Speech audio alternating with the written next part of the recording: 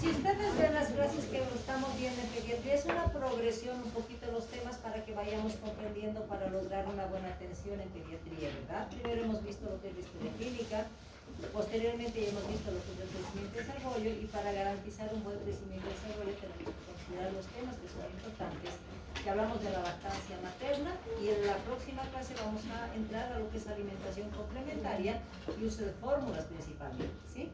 Cuando hablamos de la lactancia materna, todos sabemos en algún momento ciertos conceptos de lo beneficioso que es la lactancia materna, y hablamos, ¿no es cierto?, que la leche humana es para el ser humano, así como también decimos que existen seres vivos que son mamíferos que van a producir leches específicamente para sus crías, ¿no es cierto? Entonces, cuando ya estamos hablando un poquito de conceptos de historia de la lactancia materna, ¿qué es lo que tenemos que considerar? Primero decimos que la lactancia materna tiene un historial, ¿no es cierto?, que el hecho de que somos nosotros animales mamíferos, junto con otros mamíferos, son los que van a dar y garantizar un buen crecimiento y desarrollo en base a su leche.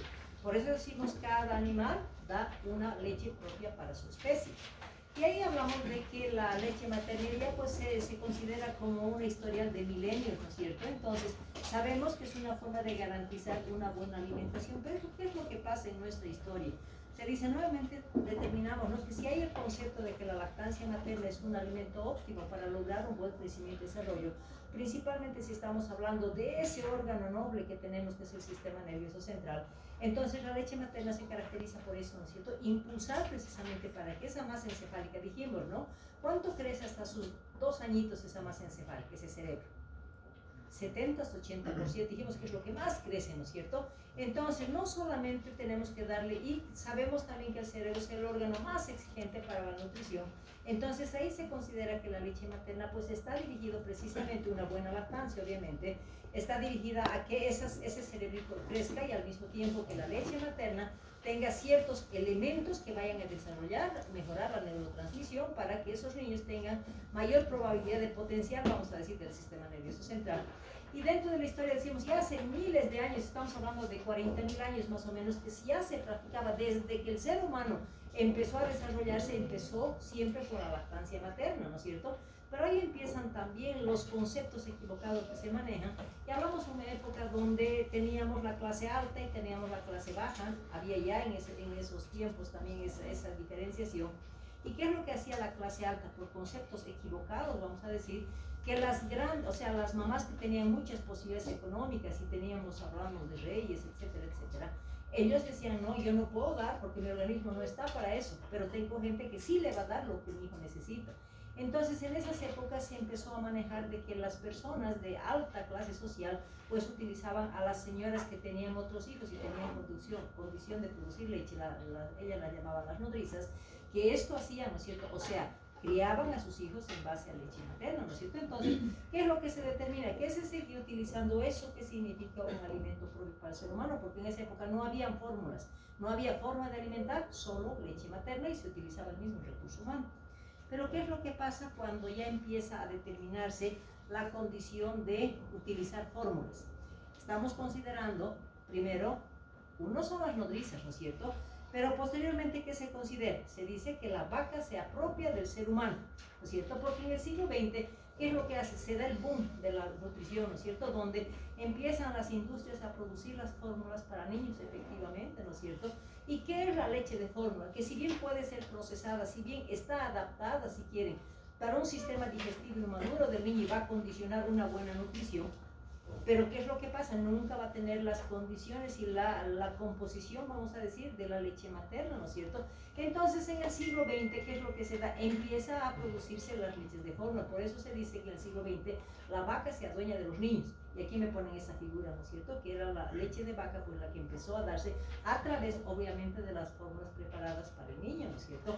Entonces, se crea los sucedáneos de la leche, elaborados de la leche de vaca, ¿no es cierto? Entonces, algo que debemos recordar también, que hemos dicho, no, los mamíferos producen leche para su propia especie. ¿Acaso la vaca es un ser humano? ¿No es cierto? Entonces, pero ahí vemos que empiezan con la industria, solo logra alterar, vamos a decir, y producir composiciones en base a la leche de la vaca, algo que sirva para el ser humano. ¿Y qué es lo que estimula eso? Bueno, se da el boom del 90, ¿no es cierto?, en el siglo XX, y dice, bueno, esto es un éxito, porque ahora ya me permite, la mamá decía, ¿no?, que antes era dependiente exclusiva de la leche y su hijo. ¿Qué es lo que condiciona? Que empiezan a desarrollarse las altas ligas del feminismo, ¿no es cierto?, donde la mujer se siente libre, la mujer empieza a trabajar, porque dice, ahora yo puedo comprar, yo puedo alimentar sin estar yo dependiente de mi hijo, en otras palabras, ¿no es cierto? Entonces se da esta liberación total, porque dice, ¿no?, científicamente está demostrado que ese alimento puede ser óptimo para mi bebé, ¿no es cierto?, en las diferentes edades. ¿Qué es lo que se dice? Ahora puedo comprar, medir y controlar. Por lo tanto, ¿quiénes empiezan a establecer? Las grandes industrias de estos productos sí empiezan a ganar, porque la gente, en vez de pensar y decir la leche materna es mejor para el hijo, entonces ellas decían, ahora tengo opción de comprar y empiezo a gastar. Entonces se crea ese estado económico, ¿no es cierto?, de la industria directamente. Pero ¿cuál fue la consecuencia? Empezaron a utilizar conceptos equivocados. Por ejemplo, muchas mamás sabíamos que la leche de fórmula era de alto costo, era cara, y algunas mamás no tenían condición de dar una leche adecuada en dilución adecuada. ¿Y qué es lo que se empezó a dar? Que las leches empezaban a manejarse diluidamente, o sea, en otras palabras, pintaban la leche con el agüita y pensaban que era una leche adecuada, ¿no es cierto?, por costos, etcétera, etcétera. Entonces, ¿qué es lo que se determina? Que las mujeres dejan de amamantar, pierden totalmente la cultura de la lactancia materna. ¿Y qué es lo que se empieza a determinar? Se empieza a mostrar que existe un incremento pero total de lo que significaba la mortalidad infantil. ¿En base a qué? En base a esa mala alimentación de los niños, y se determinan miles de muertos. Por eso se dice que el índice de mortalidad infantil crece demasiado cuando se da ese cambio de la lactancia materna al uso de fórmulas. Entonces, esto preocupa al mundo, ¿no es cierto?, pero preocupa a las mismas mujeres. Donde en Chicago, estamos hablando de 1956, se empiezan a preocupar, dice, ¿por qué mueren tantos niños? ¿Por qué se está estableciendo la desnutrición principalmente? Entonces estas mujeres en Chicago se empiezan a reunir y dicen, hay que empezar a proteger y volver a retornar a la cultura que significa la lactancia materna. Se la llama la famosa Liga de la Leche, de protección de la leche materna. Y eso empieza a creer en los diferentes países hasta que logran nuevamente ese grupo de mujeres que ha quedado para la historia, hacer que muchos países determinen la defensa y la promoción de la leche materna. Entonces, de lo que era antes el boom de las leches de fórmula, retornan y ellas dicen, hay que organizarnos como mujeres para defender a nuestros propios hijos y hay que garantizar una buena nutrición en base a ese grupo de mujeres que se las llamó como la liga, ¿no? Bueno, entonces, ¿qué es lo que se determina? Se establece el apoyo de la lactancia materna en base a esa liga de mujeres que se reunieron. Y en el 1981 dice, todos los países empiezan a promocionar, porque se demuestra científicamente el abandono que se tuvo de la cultura de la lactancia y la prioridad en el uso de fórmulas. Entonces empiezan a establecerse normativas internacionales, y las dos organizaciones que luchan precisamente para volver a implementar la cultura de la lactancia materna son la Organización Mundial de la Salud y la UNICEF, donde ellos dicen, no, hay que hacer algo para que no se comercialice tanto estas leches. Entonces ahí empiezan a trabajar, y si ustedes recuerdan, ¿cómo se promocionan las leches de fórmula? ¿Ustedes cómo creen que se promocionan? Antes, si ustedes veían las leches, que incluso hasta ahora se muestran niños bien saludables, ¿no es cierto?, utilizando fórmulas. Antes manejaban la imagen de los niños como unos niños hermosos, bien gorditos. Entonces eso significa un impacto para la mamá, para decir, eso va a ser mi hijo, ¿no es cierto? Entonces ahí dicen, hay que empezar a cortar eso, que no utilicen la figura del niño para promocionar las leches. Hay contraindicaciones efectivamente donde la mamá no va a poder dar, pero tiene que tener la condición de conocimiento y dar una buena alimentación en base a las fórmulas, ¿no es cierto? Entonces ellas dicen, hay que empezar a comercializar esas leches, pero con ciertas reglas. Cortan la promoción de los niños pequeños, principalmente estamos hablando de los lactantitos dependientes exclusivamente de la leche, y al mismo tiempo que se hace, empiezan las fórmulas, a las líneas comerciales se empiezan a regalar como las muestras médicas, ¿no es cierto? Se corta eso, dice, no se puede promocionar y no se puede regalar en ninguna institución los envases de la leche. ¿Sí? Creo que lo que se podría hacer para disminuir esa cantidad de uso podría ser como, por ejemplo, se hace con los cigarrillos, poner un aviso con las posibles causas que podría causar esa leche industrial. Eso podría ser, ¿no es cierto? Sí, sería una buena idea. Entonces, ¿y qué es lo que hacen? O sea, ¿qué hacen los gobiernos? Empiezan a organizarse y empiezan a establecer leyes. Y así como en Bolivia tenemos la ley de protección de la leche materna, donde establecen directamente instituciones de protección a la leche materna, entonces, en base a todo eso se declara y se hace la Declaración de Inocentes de 1989, donde las mamás empiezan a trabajar, desde que se empieza a implementar las fórmulas, empiezan a trabajar, pero a esa mamá que trabaja hay que darle condiciones para que continúe con la lactancia materna. Y la Declaración de Inocente, ¿qué es lo que dice? Todas las madres tienen derecho a trabajar y a amamantar al mismo tiempo. Ahí se establece como normativa de que las mamás que trabajan tienen opción a dar leche materna con horarios establecidos. Se les da 1 hora de lactancia, sabemos que la lactancia materna dura aproximadamente 20 minutos, ¿no es cierto? Entonces a las mamás se les dice, puedo utilizar la hora completa para dar de lactar, entonces muchas veces los familiares llevaban al trabajo, por derecho la mujer tenía opción a amamantar o directamente sacar el tiempo de lactancia. Otra protección que hacen Inocente dice, hay las organizaciones grandes donde hay muchas mamás que están trabajando y están lactando, tienen que tener sus propias guarderías. Y en las guarderías van a dar la opción a que la mamá vaya un ratito de lactar y después vuelva y retorne a su trabajo, ¿no es cierto? Entonces, hacen estas condiciones porque ellos dicen hay que garantizar la lactancia materna hasta los 6 meses de edad. Por eso se llama lactancia materna exclusiva. ¿Cuánto tiempo dura esa protección de dotación de horario para la lactancia? Inicialmente en esta época la dieron con 1 año. Pero posteriormente la OMS dice, no, no es 1 año, son 2 años. Entonces ahí empieza la protección de la lactancia materna y al mismo tiempo protección a la mamá, ¿no es cierto?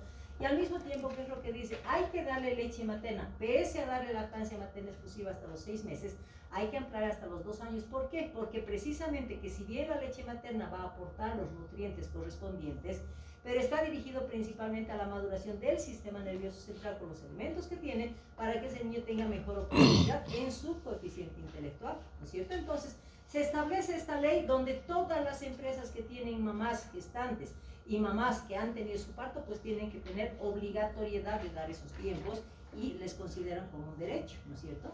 Entonces, si se organiza todo internacionalmente, porque todos los países entran en la protección de lactancia materna, entonces, ¿por qué se preocupan tanto?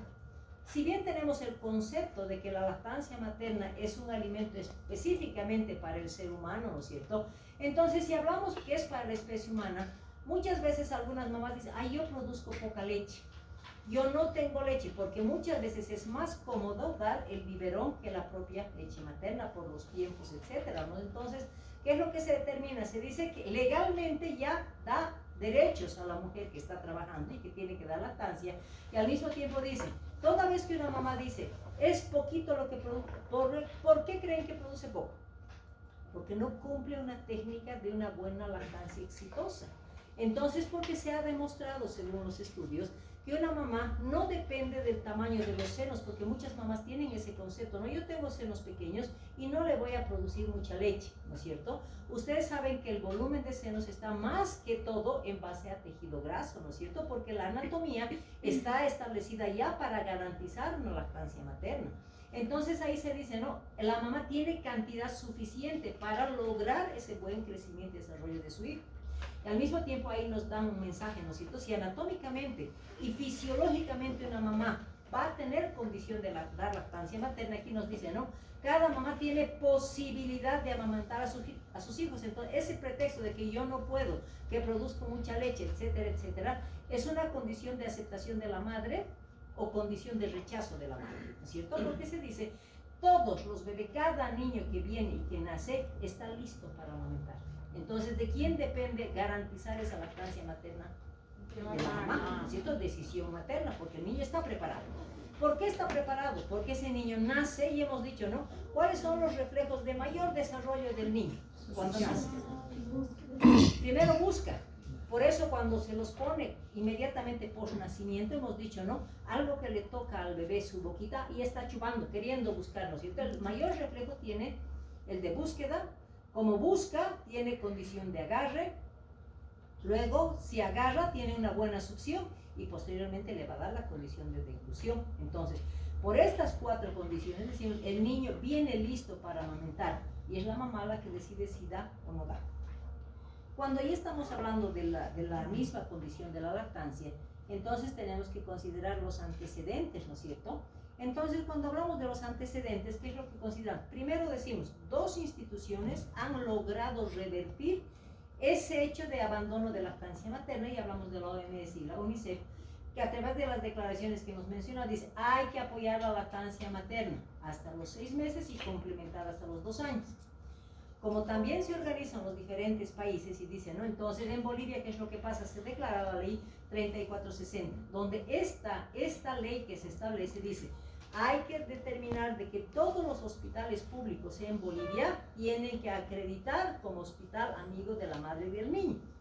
Entonces, como somos un sistema público y nos pueden obligar a ciertas condiciones, entonces se dice que todos los hospitales donde tienen condición de tener maternológicos, vamos a decir, se establece eso, ¿no es cierto? El gobierno, a través de una ley, establece un manual de instrucción, vamos a decir, y condiciones para que cada hospital cumpla los 10 pasos para establecer al hospital amigo, que es madre-niño, donde se prohíbe la leche de fórmula.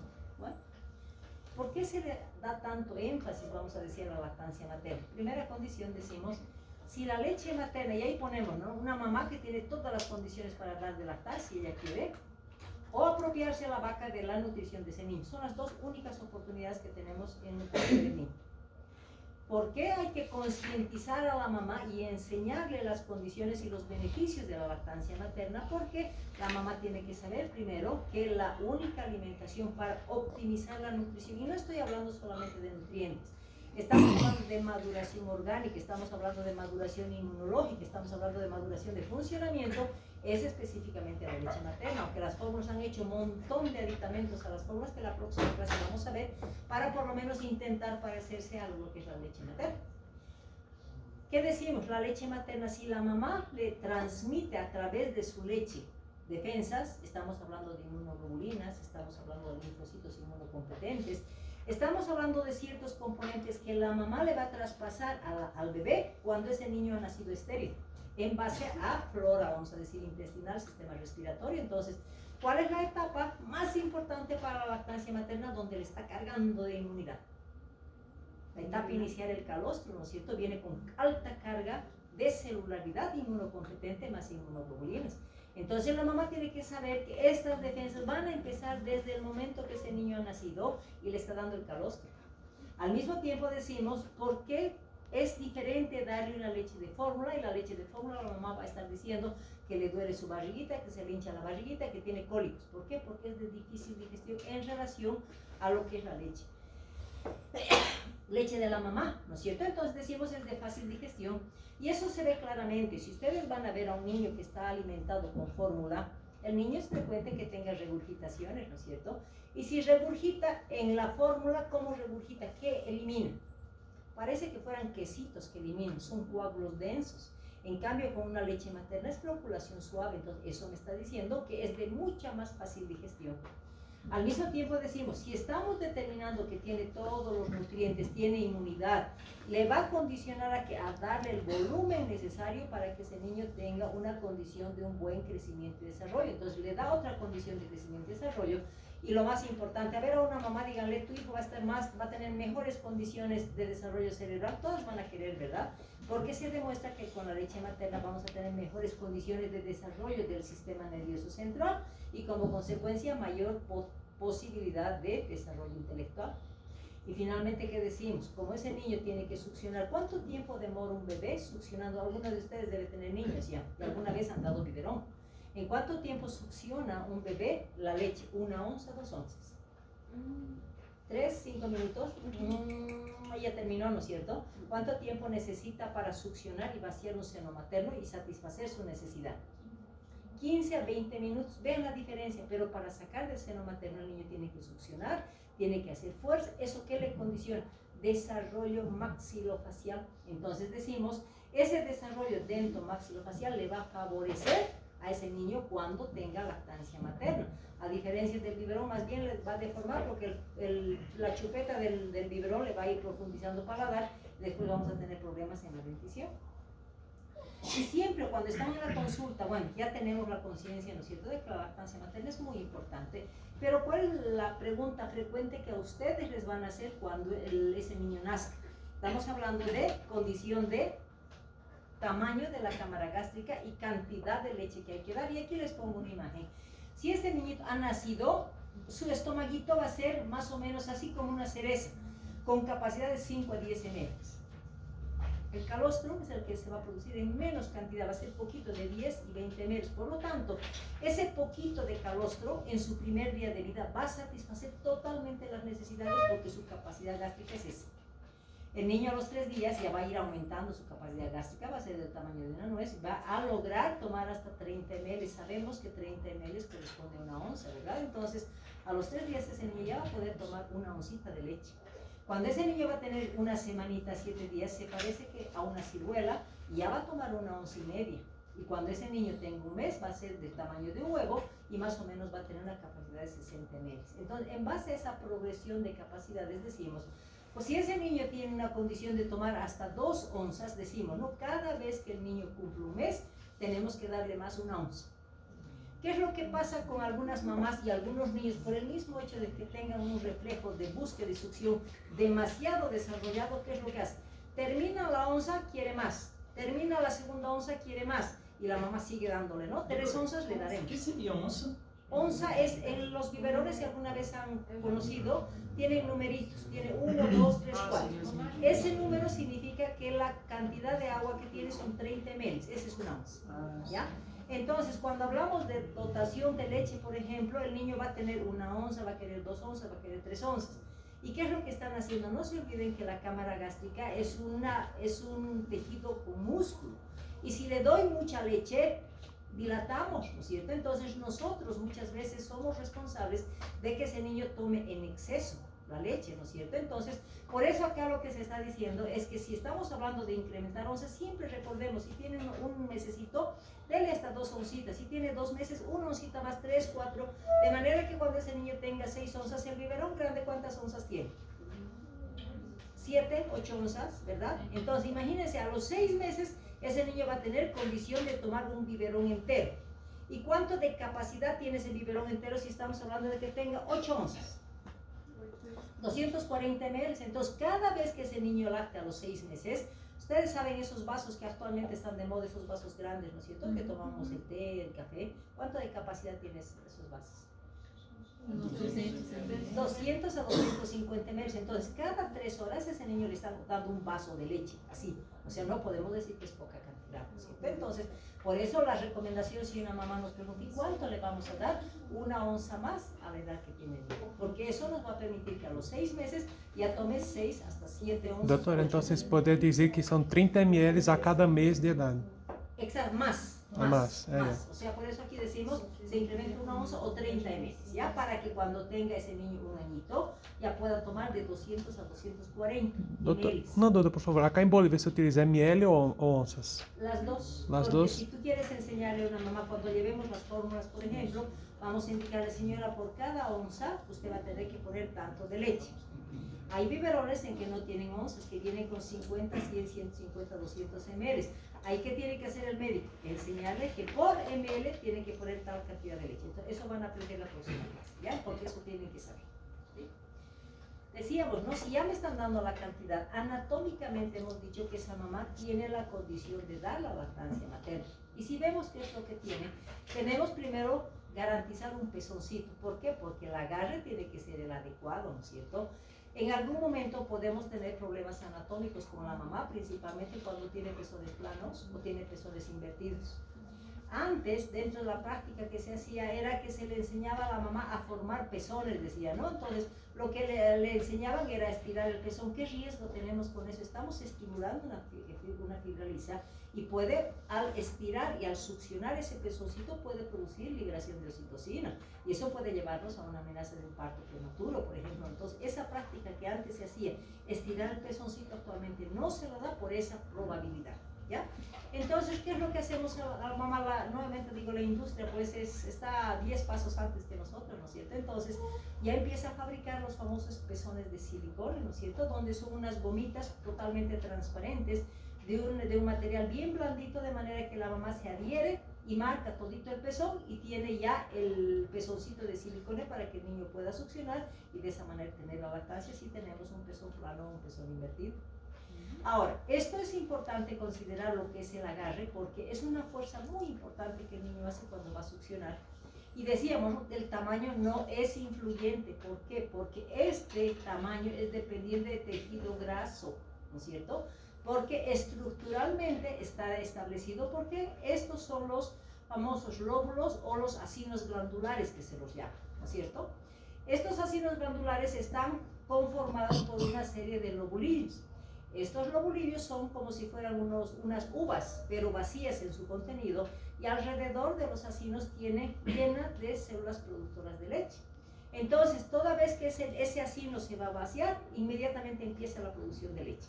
Entonces tenemos los lóbulos o acinos glandulares compuestos por los lobulillos o acinos que se llaman, y estos están conectados con unos conductos que se los va a llamar los conductos galactóforos. Estos conductos galactóforos, ¿dónde van a ir a drenar? En el pezón, porque cuando el niño succione, tiene que apretar como unas mangueritas para que vaya el drenaje y vaya saliendo y fluyendo la leche. También consideramos y debemos garantizar que la fisiología materna está relacionada también con ciertos factores hormonales, fuera de la anatomía que hemos mencionado. Entonces decimos, la prolactina es una hormona que es importante, la que va a intervenir en la producción. Pero para que se produzca prolactina, ¿qué condición se tiene que establecer para que haya mayor producción de leche? El vaciamiento de los acinos glandulares. Entonces, una vez que se han vaciado por la lactancia de ese niño, tiene 2 a 3 horas para formar nuevamente cantidad de leche para preparar ese seno para la próxima mamada. Y cuando estamos hablando de la oxitocina hemos dicho que se va a liberar cuando el niño va a succionar, ¿no es cierto? Y cuando va a succionar, lo que va a hacer es que haya fluidez en el drenaje de la leche, y obviamente la oxitocina, cuando estamos hablando de un posparto inmediato, es que también va a intervenir en que ese uterito que estaba dilatado se va a contraer, ¿no es cierto? Entonces son beneficios que se va a dar con el niño y con la mamá. Entonces, cuando estamos hablando de cómo se va a producir la leche, tenemos 2 etapas bien determinadas, ¿no es cierto? La primera, que se llama la lactogénesis 1 y la lactogénesis 2. ¿Qué significa? Cuando interviene la lactogénesis 1, sabemos que anatómicamente ya está estructurada esa glándula mamaria para producir leche, ¿no es cierto? Ya está establecido. Entonces, ¿qué es lo que tiene que hacer? Durante la gestación, principalmente en la última etapa de gestación, tiene que preparar esos acinos glandulares y tiene que empezar a hacer la prueba, si quieren, para que inicie la producción. Entonces, ya en la gestación, en el último periodo de gestación, estos acinos se están empezando a preparar, los llamados también alvéolos. ¿Para qué? Para que empiece ya a sintetizar la proteína que está compuesta por la leche materna, ¿no es cierto? Entonces, hablamos de la proteína de la leche. Entonces, ya se prepara durante la gestación, para que una vez que el niño ha nacido, va a establecerse la lactogénesis 2. Y cuando hablamos de lactogénesis 2, cuando se inicia ese proceso, cuando el niño, despuesito del nacimiento, vamos a empezar a dar la lactancia materna precoz, ¿no es cierto? Una vez que el niño empieza a succionar, ¿qué es lo que va a hacer? Como ya empezó a preparar durante el embarazo, la mitad o después de la mitad del embarazo, ¿qué condición? Que este seno, como ya está producido, entonces empieza a eliminar los volúmenes, ¿sí? Y va a ser es importante el factor de la progesterona, y lo que va a determinar, ¿no?, es que si aquí iniciaba la acción de los receptores de la progesterona, aquí ya no intervienen para nada, lo que permite que la leche empiece a fluir y empiece a alimentar el niño. Entonces son 2 etapas. Ahora, no solamente tengo que empezar de un inicio de producción, no solamente tengo que hablar de que una vez que el niño ha nacido se establece la lactogénesis 2 para que empiece la producción, tengo que garantizar el volumen de la leche para que ese niño tenga una alimentación adecuada. Y cuando hablamos del volumen, ¿qué es lo que estamos considerando? La galactopoiesis, la lactación o galactopoiesis, porque esto me va a condicionar a que ese niño con una lactancia materna exitosa logre vaciar el seno materno. Y si vacía el seno materno, estimulación a prolactina, estimulación a células productoras de leche de los acinos glandulares para que empiece a producir más cantidad de leche. Entonces son 3 periodos que son importantes para que nosotros consideremos para la orientación a la mamá. Finalmente decimos, bueno, pues le vamos a aconsejar a la mamá, sabemos de la leche materna, pero tengo que saber que también existen muchas dudas en la mamá, porque cuando nace ese bebé, la mamá les va a decir, ¿y por qué mi leche está tan espesa y amarilla? Ustedes tienen que tener el conocimiento para orientar y decirle, señora, es el calostro, es la primera leche que usted está produciendo en poquita cantidad porque su hijo necesita ese poquito. ¿Cuánto dijimos que era la capacidad mínima que tenía que tener en el primer día? Hasta, la producción puede ser hasta 20. Pero el niño necesita 5 a 10 ml nada más. Entonces, la explicación a la madre de esa condición del calostro es importante. Cuando la mamá va a empezar a decir, ya me está bajando la leche, cuando esa mamá ya tenga un posparto de 5 hasta los 10 días. ¿Por qué? Porque va a entrar en la leche de transición, que es una leche más, con mayor volumen, vamos a decir, ¿no? Y finalmente, cuando ya está con 10, 15 días, ya me está chorreando la leche, dice la mamá, ¿no es cierto? ¿Por qué? Porque estamos en la etapa de la leche madura. Esto es importante considerar porque nos va a permitir orientar a la mamá por las cantidades y la coloración que va a tener. A veces la mamá dice, azul, medio azulada está mi leche. Entonces hay que explicarle que estamos en la etapa de transición. Bueno, cuando sabemos de la composición del calostro, hemos dicho, ¿no? Primero, el calostro es una sustancia color amarillenta y tiene mayor densidad, es más espesa. Por eso lo llamamos calostro. ¿Por qué será amarillo? Porque tiene una sustancia que se llama beta-caroteno. Eso le va a dar el color amarillento, ¿sí? Al mismo tiempo, que es lo que consideremos dicho, ¿no? Si su capacidad del niño al inicio va a ser 5 a 10 ml y al tercer día ya va a ir exigiendo más cantidad, entonces el mismo calostro va a ir aumentando y va a ir aumentando de 7 hasta 20 ml por mamada. Condición para que ese niño tenga más producción de calostro nuevamente va a ser la succión y el vaciamiento de seno. O sea, condición básica, siempre nos vamos a manejar con eso. Finalmente, cuando estamos hablando de los 3 a 4 días posparto, esa lechecita va a empezar a cambiar de coloración, va a ser un color más blanco, azulado, ¿no es cierto? ¿Por qué nos interesa el calostro? Se dice que es la leche más importante de la mamá, porque cuando ese niño está naciendo de un útero que es totalmente estéril, líquido amniótico totalmente estéril, no tiene colonización, ni sistema digestivo, ni sistema respiratorio, ni piel, ¿no es cierto? El niño nace así estéril. ¿Qué es lo que la mamá tiene que hacer? Tiene que intentar colonizar para que ese organismo, y esté en un medio externo, con riesgos de contaminación, empiece a defenderse. Entonces, lo más importante del calostro es de que si, primero, el niño, sabemos que durante el parto, ustedes saben que el hecho de decir parto fisiológico es así, es tranquilo, el niño nace y está bien. Es un estrés terrible para el niño. ¿Por qué? Si estamos considerando en una gestación, ese bebé está con líquido amniótico, está feliz, está deglutiendo el líquido amniótico, está feliz en el útero materno, ¿no es cierto? ¿Qué pasa cuando ese útero empieza el trabajo de parto? Lo empiezan a incomodar al niño, ¿no es cierto? Lo empiezan a estresar. Bueno, esa dinámica uterina ya lo va a empezar a estresar, es lo que se llama estímulo adrenérgico. O sea, en otras palabras, lo está preparando para que puedan nacer posteriormente. Una vez que ha llegado una dilatación de 9-10, ¿qué es lo que se hace? La ruptura artificial de membranas. Y el bebé adentro dice, ¿qué pasa? ¿Dónde está mi líquido? ¿No es cierto? O sea, ya le impide el movimiento. Otra vez otra condición de estrés. Ha llegado una dilatación completa y ese pobre niño tiene que salir por un canal así, haciendo 1000 cosas, ¿no es cierto? O sea, tiene que salir. ¿Y qué es lo que pasa? Cuando ha salido ese niño, está en una situación de tanto estrés que se tiene que ver la posibilidad de tranquilizarlo a ese niño. Por eso, dentro de la práctica de atención del recién nacido, se establece el apego precoz, que no es más que al niño se lo va a extraer del canal del parto y se lo pone piel con la mamá. A eso lo vamos a llamar el apego precoz. ¿Para qué? Para que ese estrés que tenía ese niño ya pues se tranquilice un poquito al estar en piel con la mamá, ¿no es cierto? Vamos a esperar 3 a 5 minutos, viendo la tardía de cordón. ¿Y dónde lo pasamos al bebé? Al pecho de la mamá, ¿no es cierto? Y como ese niño tiene el hecho de estar en contacto, la mamá y el bebé, lazos afectivos entre ambos, tranquilidad del niño. Necesito tranquilizarlo más, ese bebé, ¿cómo lo voy a tranquilizar? No se olviden que en la vida intrauterina ese niño deglute el líquido amniótico, ¿no es cierto? Entonces, ¿qué es lo que pasa? El calostro tiene el mismo sabor del líquido amniótico. Entonces, como el reflejo de búsqueda y de succión está tan desarrollado cuando ese niño ha nacido y lo hemos puesto al pecho de la mamá, entonces al sentir el olor del calostro, ¿qué es lo que hace? Va y busca y succiona, ¿no es cierto? ¿Qué le estamos dando? Lo estamos volviendo a esa tranquilidad de la vida intrauterina. Por eso se dice que ese momento de la primera lactancia es lo más importante para el niño. ¿Por qué? Por esa condición, y aquí decimos, ¿no es cierto? Estaba acostumbrado al líquido amniótico, entonces ya le estamos dando seguridad, estamos dando tranquilidad a ese bebé. Primer objetivo de darle el calostro.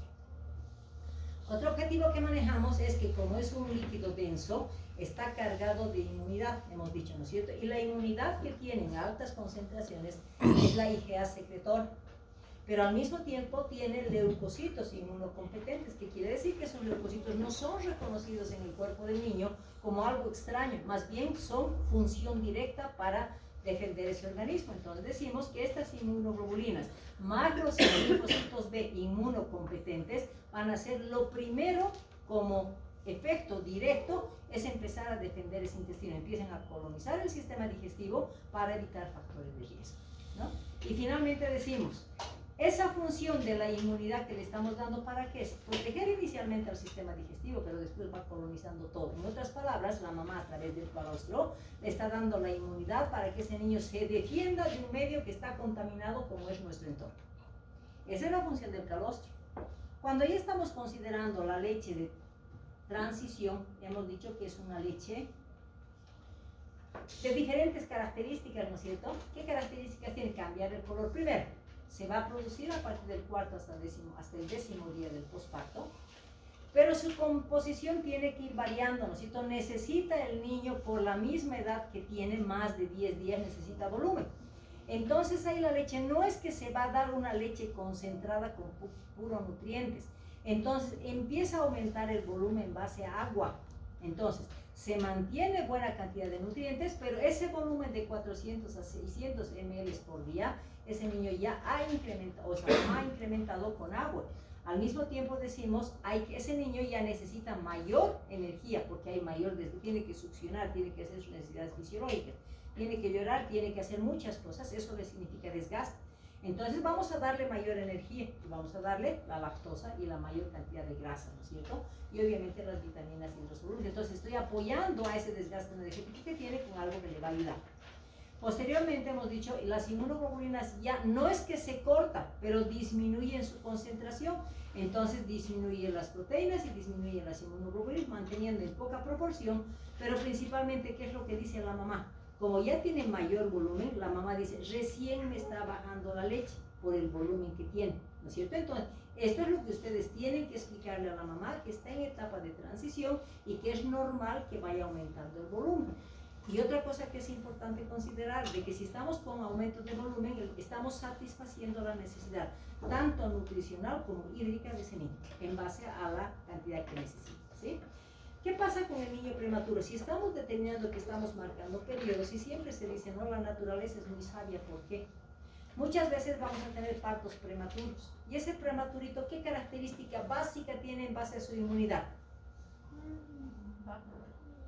Baja, se lo llama inmunodeprimido, ¿no es cierto? Entonces la mamá fisiológicamente trata de compensar esa baja inmunidad y se dice, dependiendo obviamente de la prematurez, tiene opción a prolongar la condición de calostro dependiendo de la prematurez.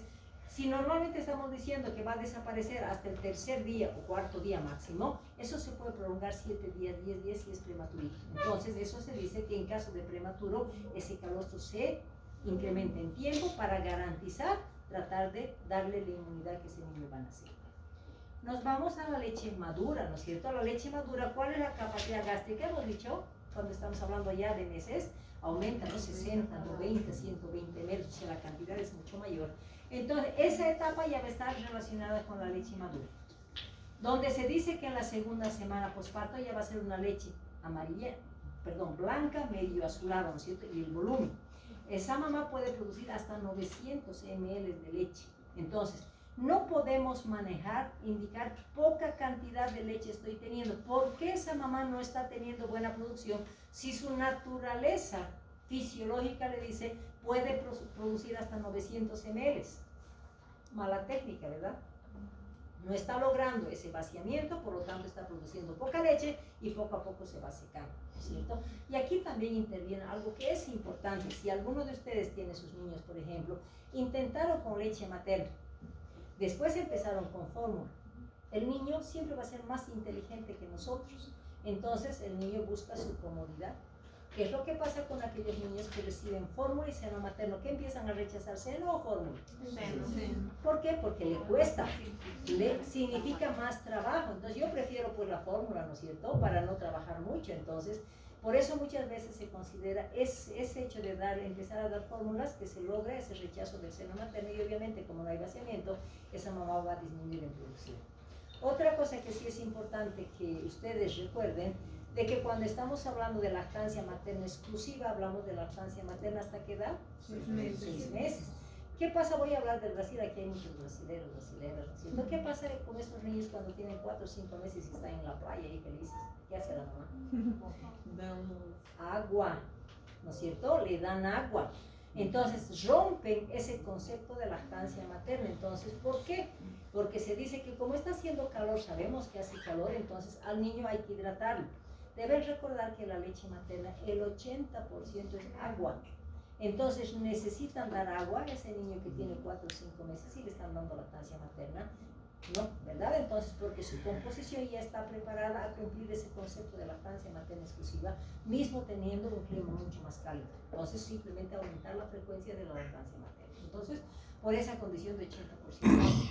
Y ahí la leche madura empieza a luchar, ¿no es cierto? Hay que proteger a ese niño hasta los 6 meses y dice, como ya dejó de producir la mamá la inmunoglobulina A, colonizó ese intestino, pero tiene que seguir aportando con otros elementos porque ese niño está en riesgo de desarrollar infecciones intestinales, por ejemplo. Entonces, dentro de la composición de la leche materna es el lactobacilo bífido, que significa que eso le está pasando a ese niño para que colonice el intestino y bacteria patógena que ingrese sea eliminada por este lactobacilo. Entonces, se evitan de esta manera las diarreas y le da un poquito de diarrea secretoria, ¿sí?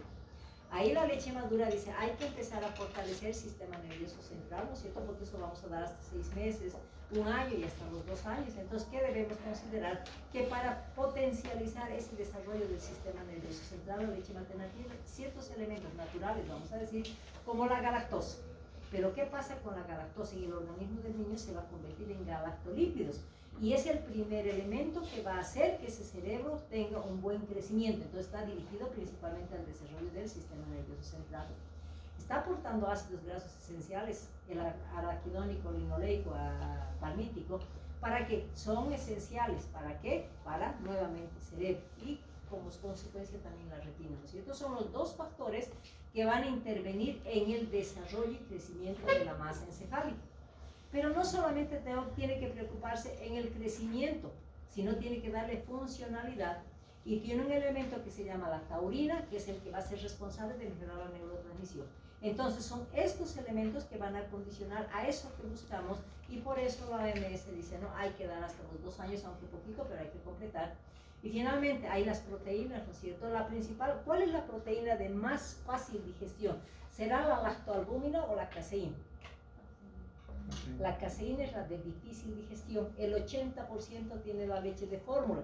La leche de la mamá tiene solamente un 30%. Entonces, esa condición de baja caseína y al mismo tiempo que la variación de caseína es la beta caseína, eso no le va a dificultar, vamos a decir, para la absorción. Más bien, esta vez beta caseína va a tener condición de facilitar la digestión y lograr el vaciamiento gástrico. ¿Cada cuánto tiempo se logra ese vaciamiento gástrico?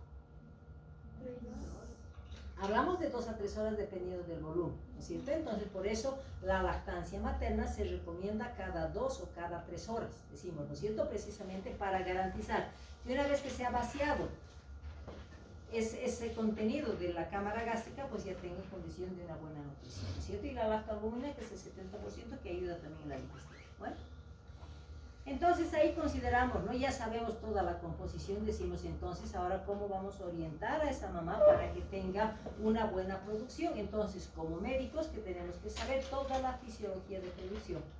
¿Y dónde la producción? Decimos, anatómicamente tenemos un seno mamario con condiciones de producción láctea. Entonces, si algo que me está diciendo que ese niño tiene que lograr para vaciar es la succión, ¿no es cierto? Entonces, esa mamá va a tener un buen pezón, o de lo contrario va a utilizar el pezón de silicona, hemos dicho, ¿no es cierto? Pero es tan traumático esa succión de ese niño, tiene tal fuerza que va a ir a dañar ese pezón si es que no le damos una condición de lubricante. ¿Cuál es el elemento anatómico que va a lubricar tanto el pezón como la areola para defenderse de esa presión del niño de la succión? Sí, producen las glándulas. ¿Cuáles son las glándulas que están en las areolas que van a lograr lubricación? Las glándulas de Montgomery, ¿no es cierto? Entonces, ellas van a ser las responsables que se van a encontrar en la areola. ¿Para qué? Para que lubriquen ese pezón y esa areola, ¿no es cierto? Ya hemos dicho que hay conductos galactóforos que van a drenar en el pezón directamente, que estamos entre 15 a 20 por glándula mamaria, y que obligadamente tienen que terminar en ese contenido de lobulillos, y estos lobulillos están como unas células vacías, pero protegidas por células productoras de leche. Entonces, vaciamiento de estos acinos glandulares igual a producción de leche. Manejemos ese concepto. Y eso se relaciona con buena técnica de lactancia materna, ¿no es cierto? Entonces, el vaciamiento y una buena succión hace que esa mamá produzca leche. Cuando hablamos de la succión, decimos, para que ese niño succione bien y vacíe senos, tiene que tener un buen agarre. Y cuando hablamos del agarre, decimos, ¿no? El pezón tiene que llegar al tercio medio o posterior de la lengua. ¿Por qué? El buen agarre significa que este pezoncito llegue al tercio medio o posterior de la lengua. ¿Por qué? Porque esa lengüita tiene un reflejo que se llama el reflejo de destrucción.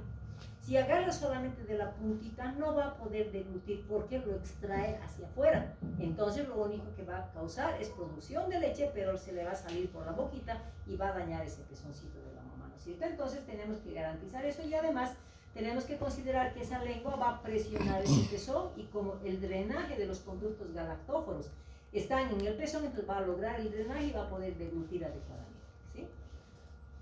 Y cuando ya estamos hablando de técnica de amamantamiento, decimos, ¿no es cierto? ¿Cuánto tiempo dura una lactancia? 15, 20 minutos. Si la mamá está todo chueca, a ver, si está así o está del otro, le va a doler la espalda, ¿verdad? Entonces, para hablar de lactancia, la mamá tiene que saber que tiene que tener una posición cómoda que ella va a definir. El niño está apto para lactar, si quieren de echado, si quieren de sentado, en la condición. El niño agarra y succiona. ¿Quién tiene que buscar la comodidad? Es la mamá. Entonces podrá estar echadita la mamá si quiere, podrá estar de sentadita, o sea, ella es la que define. Cuando hablamos de presentación para que ese niño agarre, ¿cómo presenta? Ustedes han debido ver algunas mamás que han dado lactancia, ¿cómo presentan el seno materno a ese bebé? Muchas veces, ¿qué hacen? Agarran el pezoncito y le meten a su boquita, ¿no es cierto?, para que el niño agarre. Sin embargo, cuando estamos hablando de un buen agarre, tiene que hacer una presentación en C, que después les voy a mostrar en figura, ¿sí? Hemos dicho, como hay vaciamiento gástrico de 2 a 3 horas, se la llama a libre demanda, pero como hay vaciamiento gástrico en 2 a 3 horas, la lactancia materna se la va a dar cada 2 o 3 horas. Muchas veces rompemos este tiempo y rompemos el tiempo de lactancia. ¿En qué condición? En nuestro medio, por lo menos, ¿qué es lo que se hace? En la consulta ustedes van a ver, el niño está llorando, ¿no es cierto? ¿Qué hace? La mamá inmediatamente se echa la consulta, el seno. En la sala de espera, el niño está molestando, el seno. O sea, ¿cumple la técnica de lactancia materna? ¿Verdad que no? Entonces, muchas veces esa mala orientación en lo que es lactancia materna va a llevar a que ese niño no satisfaga sus necesidades, porque no es lo mismo lactar 5 minutos cada hora o lactar y completar su necesidad nutricional y en el tiempo determinado para lograr ese vaciamiento, ¿no es cierto? Entonces, eso es importante, que orientemos a la mamá, y que el pezón de la mamá no es un juguete ni es un tranquilizante, ¿no es cierto? Entonces, ella tiene que saber que en algún momento tiene que cumplir esto, ¿sí? Y la tranquilidad que se le exige a la mamá. Entonces, ahí cuando hablamos de técnica, ¿no es cierto? Aquí la mamá echadita, la mamá sentadita. Aquí hablamos, les he puesto intencionalmente esta imagen de los gemelos. ¿Qué es lo que pasa? Si estamos considerando que el vaciamiento del seno materno va a condicionar a la producción y que la producción se va a dar en 2 a 3 horas, ¿ustedes creen que con 2 gemelitos, normalmente los gemelos se adueñan de un seno de la mamá? Y si le van a dar lactancia cada 2 o 3 horas, ¿qué es lo que va a pasar? Lactar un solo seno y vaciar completamente le va a dar la cantidad suficiente y le va a permitir a ese seno materno producir para la próxima mamada. Entonces, nuevamente ahí entramos, ¿no?, los conceptos equivocados, y dicen, no, es gemelito, necesita más, pues. Cuando la mamá le está dando, le estoy dando además leche, etcétera, los nombres no voy a mencionar, pero ¿qué es lo que dice? Le doy mi pecho, vacía y sigue teniendo hambre, y le doy más leche. ¿Qué están haciendo? Están dilatando esa cámara gástrica, le están condicionando que ese niño en el futuro sea un niño besito. O sea, están produciendo esa condición. Entonces, por eso el concepto de que la mamá tiene que saber de que es suficiente lo que se produce para no incurrir en ese tipo de errores. Al mismo tiempo hemos hablado del buen agarre, ¿no es cierto? Y cuando hablamos del buen agarre, decimos esto, ¿no es cierto? Entonces, si se fijan acá, se ve la areola aquí, muy poco, ¿no es cierto? Cuando estamos hablando de los labiecitos, si se fijan, el labio superior está vertido hacia arriba y está vertido hacia abajo. ¿Por qué? Porque eso va a condicionar al vaciamiento, al agarre y al vaciamiento y la compresión en realidad de los conductos galactóforos que están terminando en el pezón y están debajo de la areola, ¿no es cierto? Aquí se ve mucho más la imagen, se dice, ¿no? No se ve la areola, se ve eversión de los labios, tanto superior como inferior, y para conducir a un buen agarre, contacto nariz y contacto mentón. Por eso la técnica de lactancia materna nos pone 4 condiciones para tener un buen agarre. Primera condición, que nosotros cuando estemos viendo, ¿cuándo van a poder observar esto? ¿Creen ustedes que van a observar esto de la lactancia materna? Les pregunto, ¿en qué momento van a observar? Y van a tener que enseñar, y van a tener que observar. Cuando sean internos, cuando están en la práctica de recepción de un recién nacido, ahí es recibir ese niño y garantizar esa lactancia materna. Y no tienen que garantizar ese buen agarre. Cuando estamos hablando de alojamiento conjunto, evolución del niño, en la evolución dice con buen agarre y buena lactancia. ¿Y cómo se van a inventar, verdad que no? Entonces tienen que visualizar y ver si está realmente dando esa mamá una buena lactancia, porque si en la historia clínica van a poner con buena lactancia y ese niño no está lactando, a las 3 horas va a estar durmiendo mucho, ya está haciendo una hipoglicemia. ¿Por qué? Porque no está lactando bien. Entonces la lactancia materna es obligación de todos los médicos, vamos a decir, cuando están en contacto en esa área, ¿no? El internado que ustedes van a tener. Entonces tienen que visualizar esto y decir, está bien. Entonces no van a visualizar la areola, está con buen agarre. La boquita tiene que estar entreabierta porque los labios tienen que estar revertidos, está con buen agarre. El mentón está tocando al pecho de la mamá y la naricita está con buen agarre. ¿Cómo van a demostrar? Está agarrando bien, pero puede el niño estar jugando. ¿Cómo van a garantizar y saber que ese niño está deglutiendo?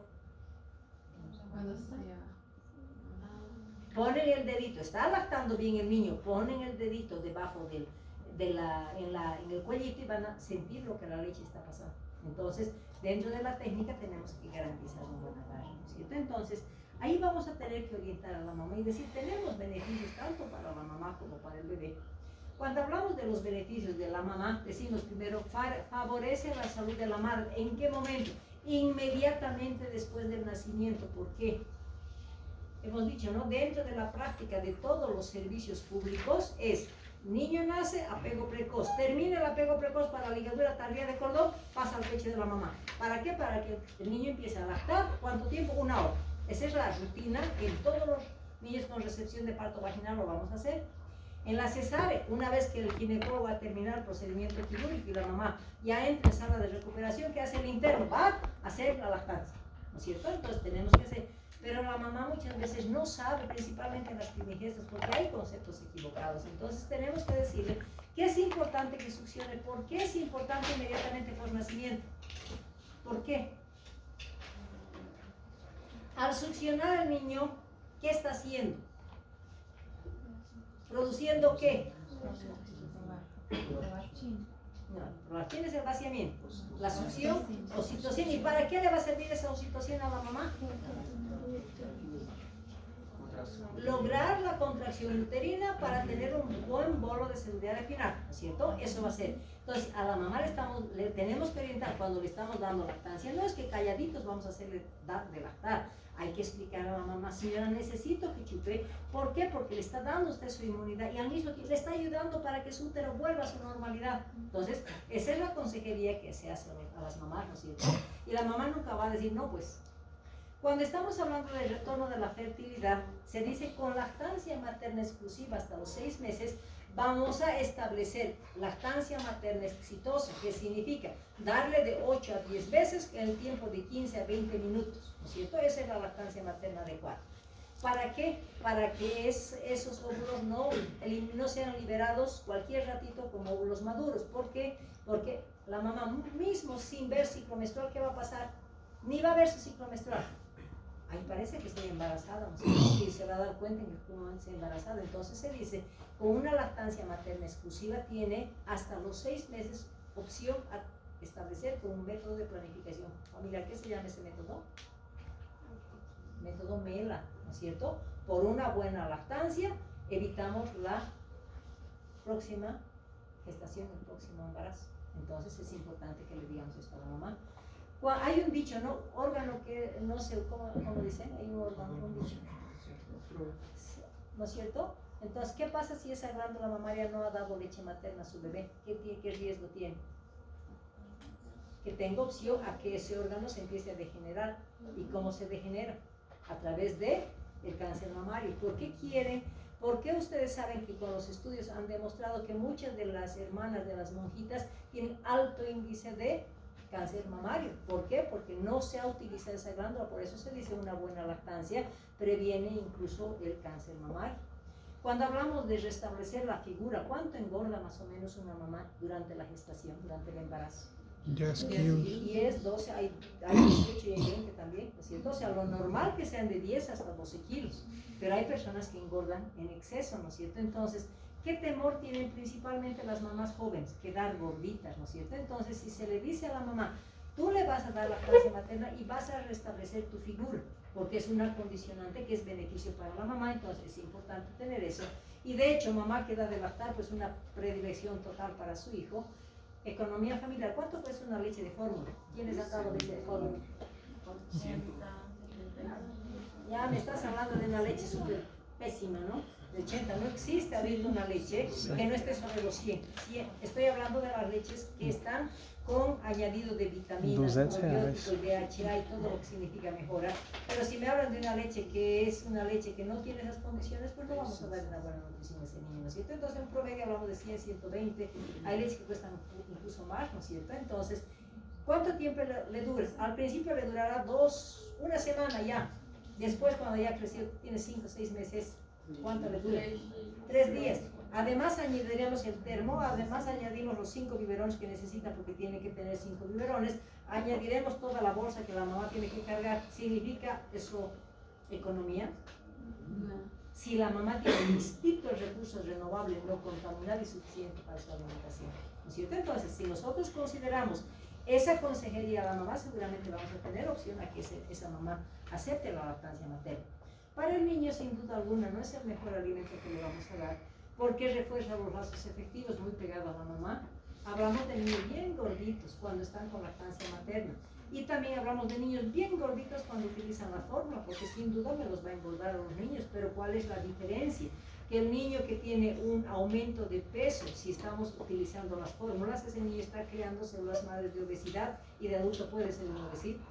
En cambio, con la leche materna, si nos vamos a ver niños bien gorditos, pero no hay ese riesgo, entonces no tiene tendencia a la obesidad.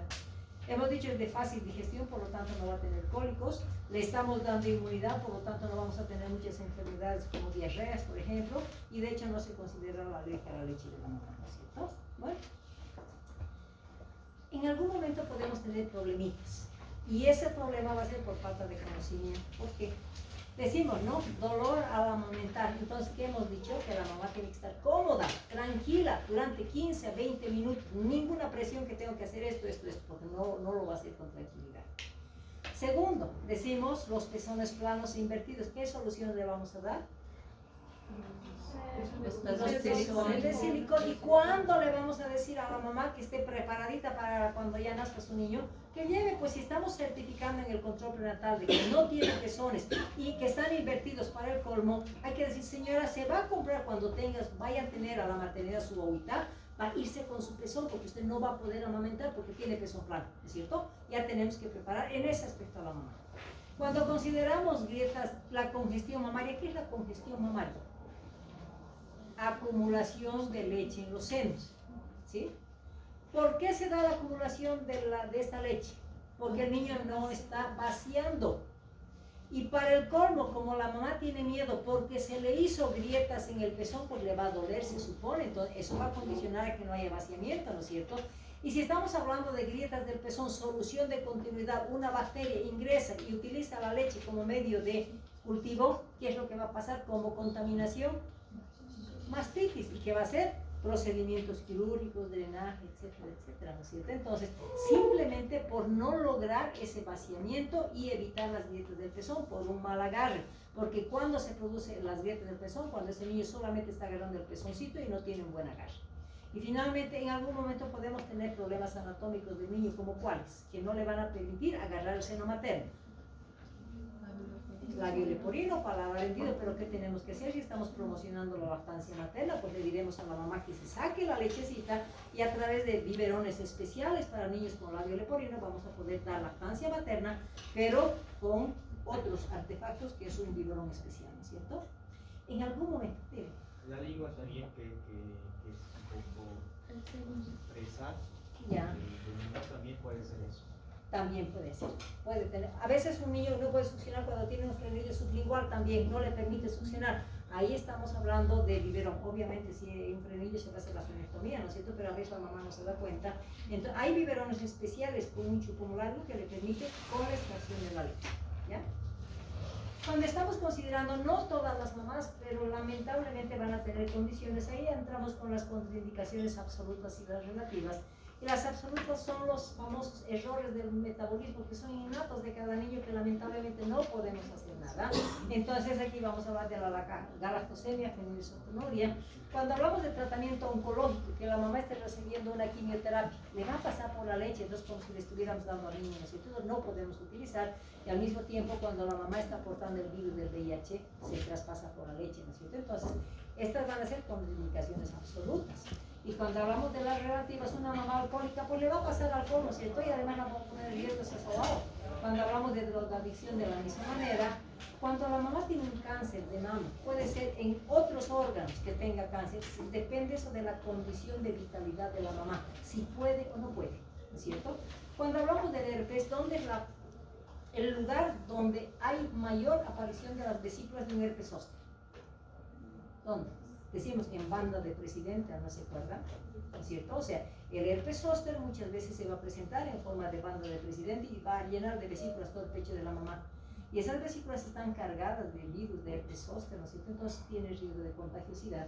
Cuando hablamos de tuberculosis, ¿será que el bacilo de Koch se va a transmitir por la leche materna? Por eso es contraindicación relativa. ¿Se transmite o no? Por la leche materna. ¿Cómo es, chicos?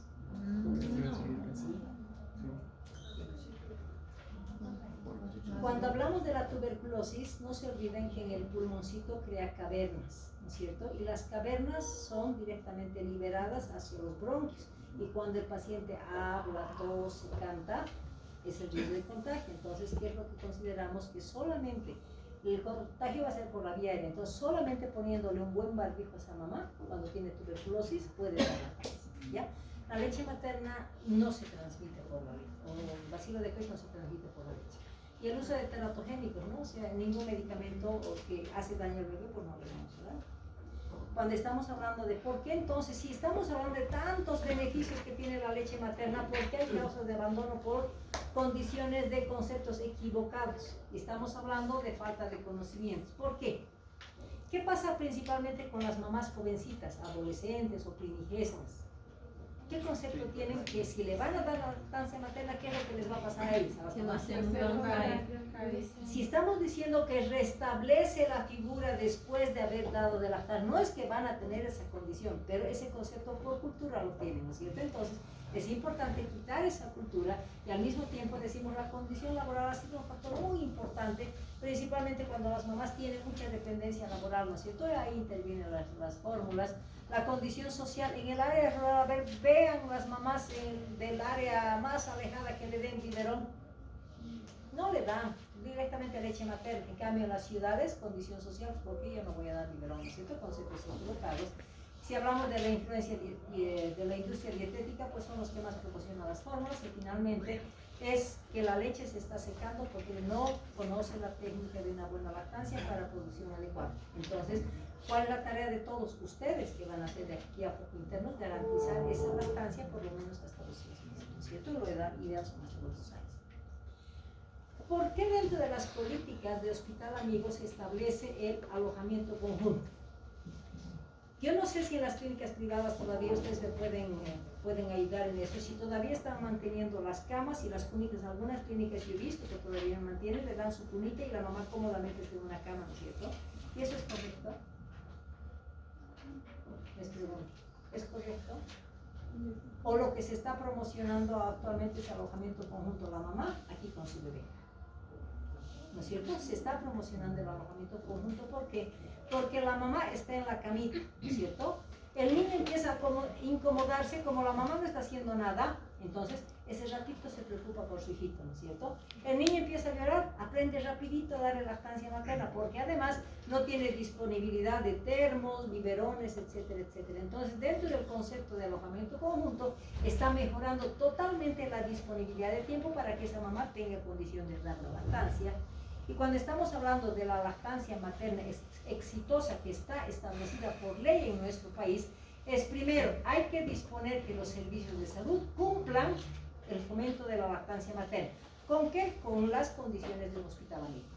Que el personal tiene que estar, todo el personal tiene que estar capacitado, y dentro de ellos ustedes de aquí a poco internos van a tener que cumplir esta norma. Cuando hablamos de dar una buena consejería, ¿en qué momento le vamos a dar la consejería? En dos momentos. ¿Cuáles?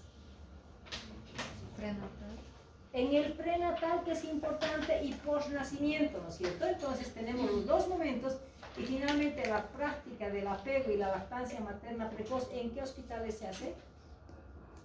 En los hospitales amigos, en los hospitales públicos, ¿no es cierto? No existe la recepción de un niño de parto vaginal que no tenga el apego precoz y no tenga la lactancia materna por una otra. Son condiciones obligatorias, ¿sí? Entonces, por eso se dice que el alojamiento conjunto nos está ayudando a nosotros mucho. Y finalmente, ¿cuáles son los 10 pasos de lactancia materna que todo hospital amigo debe cumplir? Primero, hay una norma, hay una política escrita. El Ministerio de Salud ha escrito ya la norma del hospital amigo con cumplimiento obligatorio de la lactancia materna. Que todo el personal tiene que tener el conocimiento de esa norma, que las embarazadas tienen que saber el informe que les van a dar en el prenatal y después del nacimiento sobre los beneficios de la lactancia materna. ¿En qué momento van a iniciar la lactancia materna precoz? Inmediatamente después del parto. ¿Y quiénes van a trabajar en eso? Los internos. Vean cómo se les está dando ya la tarea desde ahora. Mostrar a la mamá cómo amamentar. Entonces tienen que ver si tiene un buen agarre, si está en una buena posición. En el hospital no puede haber otro alimento, no hay fórmulas ni nada. Practicar el alojamiento conjunto, hemos dicho, ¿no? Disponibilidad de la madre total con su hijo. Alentar la lactancia materna, ¿a través de qué? Explicarle que tiene que lactar cada 2 o cada 3 horas, que tiene que tener un ritmo. Ahora yo les pregunto, ¿cómo ustedes aconsejarían si la condición es lactancia materna exclusiva y la condición para preparar el volumen necesario va a ser que esa mamá tenga 15 a 20 minutos y vaciamiento total? Esa es la condición para que esa mamá tenga producción adecuada. ¿Cómo le van a orientar a la mamá? Les voy a dar un ejemplo. Cuando la mamá empieza a darle la leche materna, empieza, por ejemplo, por el seno derecho, ¿no es cierto? Ya. ¿Cuánto tiempo lacta? 10, 15 minutos. Después de lactar se va a pasar al seno izquierdo, ¿no es cierto? En el seno izquierdo, ¿cuánto tiempo va a lactar? ¿Va a tener la fuerza suficiente para lactar o va a lactar un poquito? ¿Cuál de los senos se vació? El derecho. Entonces, ese derecho va a tener condición de producir mayor cantidad de leche. ¿Y qué pasa con el seno izquierdo? Que no se vació, ¿qué va a pasar? No va a producir leche. Entonces, si la mamá no sabe esa técnica, ¿qué es lo que va a condicionar en que uno de los senos produzca? Y ella va a decir, este seno estoy produciendo bien, el otro no produce. ¿Por qué? Porque no sabe esa técnica. Entonces, lo que hay que indicar, y también nos vamos a la industria, hay unos adhesivos para la mamá, para la lactancia precisamente, para recordarlo, ¿no es cierto? Entonces manejamos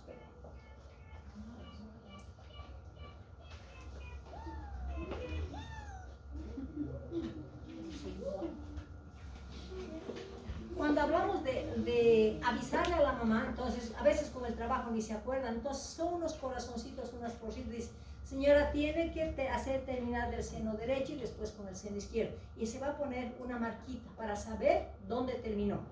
porque la próxima mamada tiene que ser donde terminó, porque va a garantizar el vaciamiento del seno. Entonces, de esa manera garantizamos producción total de leche en la cantidad suficiente, ¿no es cierto? Y otro ejemplo que les puedo dar, ¿ustedes alguna vez han visto ordeñar una vaquita?